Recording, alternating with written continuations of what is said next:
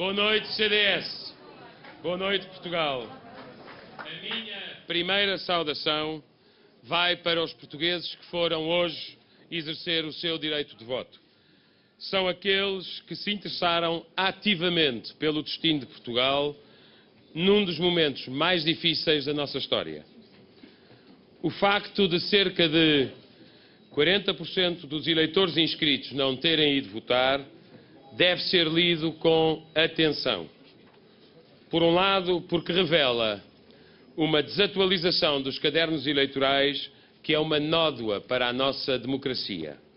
Mas, por outro lado, porque revela o ceticismo de uma parte significativa dos nossos compatriotas que não recuperaram ainda a confiança em relação aos partidos e aos políticos. Isso, do nosso ponto de vista, implica uma atitude política de humildade, também uma mudança de paradigma. Demasiadas pessoas se desiludiram em Portugal por promessas não cumpridas. O importante não é prometer, é ser capaz de cumprir. O relevante não é governar gastando até o dinheiro que não existe. O importante é aprender a governar nos limites do que temos e poupando em relação ao futuro. A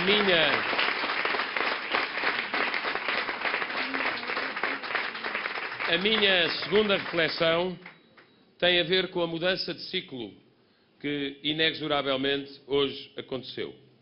Terminou o consulado de José Sócrates à frente do país.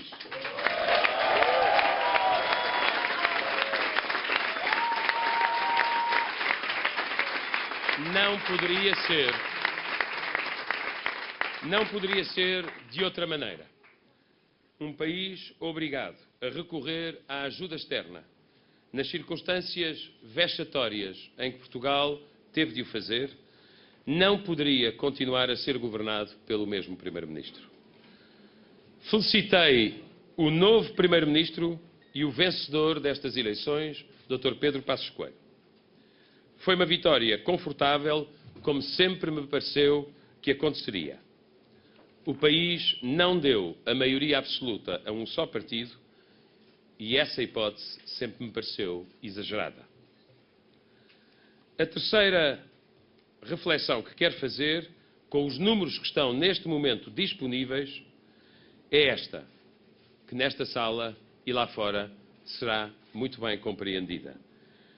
Quero dizer um enorme obrigado aos eleitores que votaram CDS. E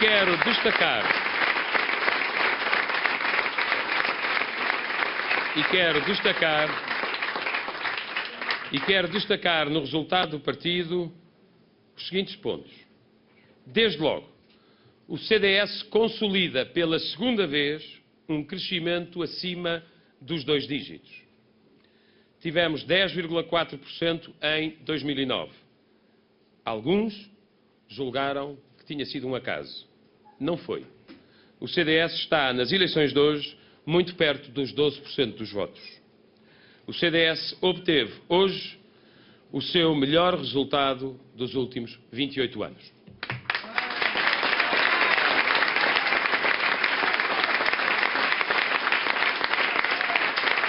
Por outro lado,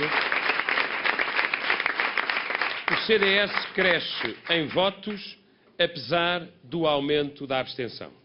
Ou seja, com menos cidadãos a votar, convencemos mais eleitores a votar por nós. Acresce que o CDS deverá terminar esta noite com um claro reforço do seu grupo parlamentar.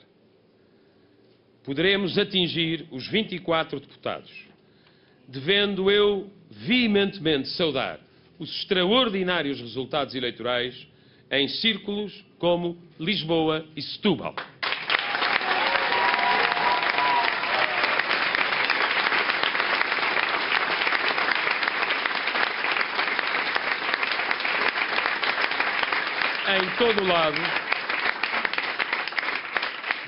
em todo lado, o CDS deu boa conta de si. Mas é impressivo verificar e analisar os resultados que o partido obteve nas zonas onde mais pessoas enfrentam, neste momento, mais dificuldades. Quero ainda salientar a votação muito significativa do CDS nas mesas dos novos eleitores. O crescimento do CDS é, em grande medida, um crescimento com os jovens e pelos jovens.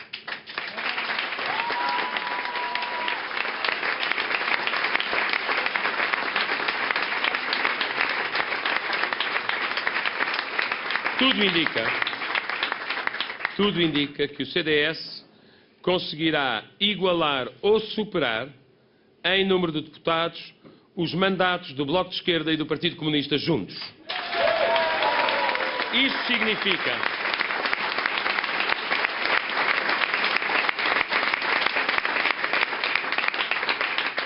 Isso significa, como afirmei durante a campanha, que demos um grande contributo para a existência de uma nova maioria. E significa também uma alteração não irrelevante no nosso sistema de partidos e na dimensão de cada um dos partidos. É evidente que para muitos de nós a subida poderia ter sido ainda maior. Fica para outra ocasião a discussão sobre o efeito que teve a teoria do chamado empate técnico entre o PS e o PSD no comportamento de alguns eleitores. Obviamente, terá havido voto útil que impediu o CDS de eleger, por algumas centenas de votos, deputados, e sobretudo bons deputados, como eu acho que as pessoas reconhecem que o CDS tem, em vários círculos. Mas também é verdade que, contra a opinião e a vontade de muitos, CDS e PSD cresceram ambos na mesma eleição. Qualquer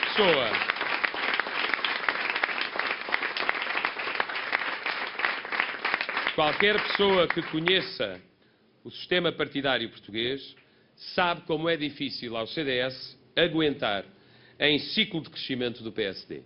Mas foi exatamente isso que aconteceu. Aguentámos, crescemos e saímos reforçados desta eleição. Minhas amigas e meus amigos, o mais importante é, evidentemente, a governação de Portugal. Disse em campanha eleitoral que Portugal precisava de um governo forte, de um governo dos melhores entre os melhores e com apoio maioritário. Confirmo, em coerência com o que disse na campanha eleitoral, a disposição do CDS para construir essa maioria.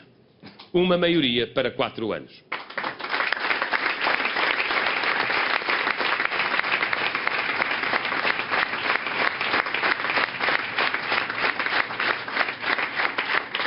Também referi, ao longo dos últimos anos, que conhecia os limites de uma aliança em que a relação de forças entre o PSD e o CDS era de 5-1.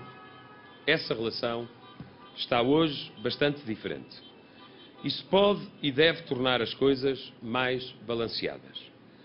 Isso dá importância e responsabilidade ao CDS, às políticas e aos objetivos que defendemos e com os quais nos comprometemos junto dos eleitores. Sei que muita gente votou pela primeira vez no CDS. Quero dizer-lhes obrigado e que farei tudo para cumprir com a moderação, o equilíbrio e a responsabilidade que marcaram este CDS mais forte e com maior audácia. Não foram atitudes de campanha eleitoral. É uma atitude política de que Portugal precisa e de que somos todos um penhor pelos votos que recebemos. E ainda a propósito de moderação, o Partido Socialista entrará num novo ciclo. Fará a sua própria reflexão. A meu ver, ninguém deve interferir nessa reflexão. Digo hoje o que também disse em campanha eleitoral. A meu ver, PSD e CDS não têm qualquer interesse em crispar a relação com o novo Partido Socialista. Portugal precisa de uma cultura de compromisso. Tem obrigações dificílimas para cumprir.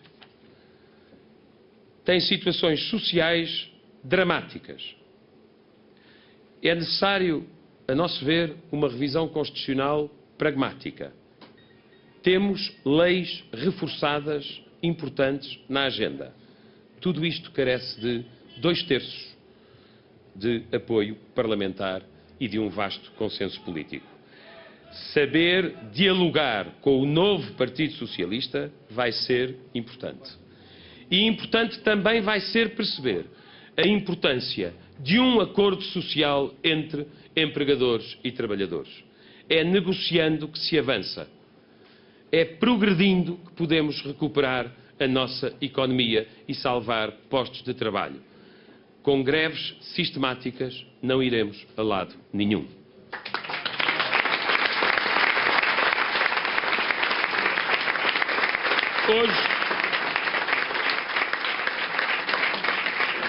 Hoje, Portugal mudou, mas deu apenas o primeiro passo que torna possível essa mudança. Portugal terá mesmo mudado se no final destes 4 anos todos pudermos dizer valeu a pena, fez sentido. Ainda bem que assim foi. Tem mesmo de valer a pena. Não temos o direito de falhar. Não temos margem de manobra para errar. Se no final destes 4 anos tivermos menos dívida pública, menos déficit, menos recessão e já crescimento, menos desemprego, mais empresas, mais pequenas e médias empresas, mais setores produtivos, mais agricultura, mais mar, mais turismo e mais indústria exportadora, mais concorrência, mais família e mais trabalho no sistema fiscal, mais flexibilidade e mais contratação no mercado de trabalho, melhor segurança para bens e pessoas e, sobretudo, uma justiça muito diferente, teremos cumprido e terá valido a pena. Nas dificuldades é que se vê a envergadura dos partidos e dos líderes políticos. Aquilo que nós podemos dizer, e hoje à noite queremos dizer, é que procuraremos fazer tudo o que estiver ao nosso alcance para que o serviço a Portugal seja aquele que os portugueses esperam e, por isso, em nós confiaram. Ao longo da história, Portugal foi sempre capaz de ultrapassar as suas dificuldades. Várias vezes perdeu a independência, várias vezes perdeu a sua autonomia. Ainda cá estamos todos, quase ao fim de 9 séculos. Vamos arranjar força. Vamos fazer um caminho para que a intervenção externa em Portugal tenha sido mesmo a última vez durante as nossas vidas.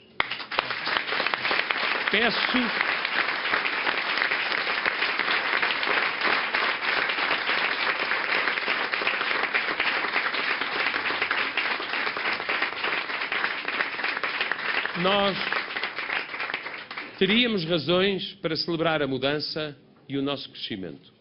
Mas peço mais uma vez aos militantes do partido, respeitem o ambiente do país, respeitem as dificuldades das pessoas, respeitem o receio e a angústia de muitos portugueses com o futuro. Eu não quero nenhuma euforia. Amanhã é dia de trabalho. E é de trabalho que Portugal precisa. Bem-aja a todos os que me ajudaram neste caminho. Viva Portugal!